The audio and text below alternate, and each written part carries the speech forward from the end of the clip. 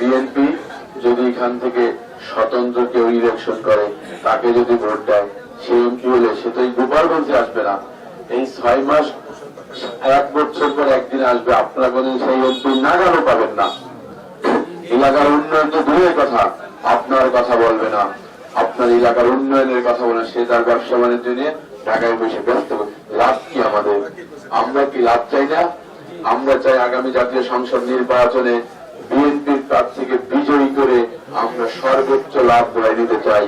আর সেই সর্বোচ্চ লাভ নিতে হলে বিএনপির প্রার্থীকে ছাড়া অন্য কোন প্রার্থীকে জিতে কোনো লাভ হবে না। আমরা যে বঞ্চিত, আমরা যে অবহেলিত, সেই অবহেলিত থেকে যাবো। দেখেন, কোন স্বতন্ত্র প্রার্থী যদি ফোন করে কোন কাজ করে দেবে? নতুন এবং ফিরে আসা গ্রাহকদের জন্য নগদে চলছে ক্যাশব্যাক সহ প্রতিদিন হাজারো উপহার জেতার সুযোগ। হবে আশা আর ফেরা, সারপ্রাইজ সেরা।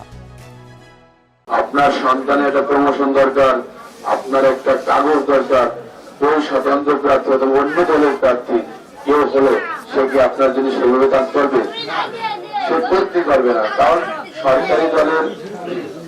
সরকারি দলের এমপি হলে আপনাদের সমস্ত সবকিছু সমাধান হবে। আপনার সামনে অনেক সময় আছে, আপনার একটু সচেতন হন যে আপনার প্রয়োজনে কাকে আপনারা ক্ষমতায় দেখতে চান, কোন দলকে আপনারা ক্ষমতায় দেখতে চান গোপালগঞ্জে, যাতে আপনার আমার সবার উপকার হয়। আমার গোপালগঞ্জ নিয়ে কিছু প্রাণ আছে, আমি গোপালগঞ্জের জন্য কাজ করতে চাই, আমি আপনার জন্য কাজ করতে চাই, আমি সকলের জন্য কাজ করতে চাই। তাই আপনাদের কাছে আমি অনুরোধ করছি, প্রার্থনা করছি, আপনারা আমাকে একবার সুযোগ দেন। আমার দ্বারা কোনো পার্সিয়ালিটি হবে না। আপনারা কম বেশি অনেকে আমাকে চেনেন, অনেকে দেখছেন। আমি কখনো কারো প্রতি অন্যায় হোক, অবিচার হোক, এটা আমি কখনো চাই না। আমি সবসময় বিশ্বাস করি মানুষের মান সম্মান ইজ্জত দেওয়ার মালিক আল্লাহ। আল্লাহ যদি চায় আল্লাহ আমাকে ইজ্জত দিবে, আল্লাহ যদি না চায় আমাকে ইজ্জত দেওয়ার মধ্যে কোনো ক্ষমতা নাই, কোনো ব্যক্তি নাই।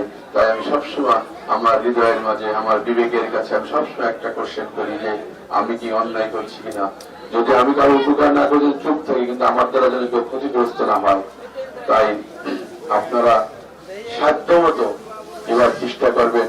এবার আমাদের সামনে যে সুযোগ এসেছে, এই সুযোগ ভবিষ্যতে আসবে কিনা আমরা জানি না।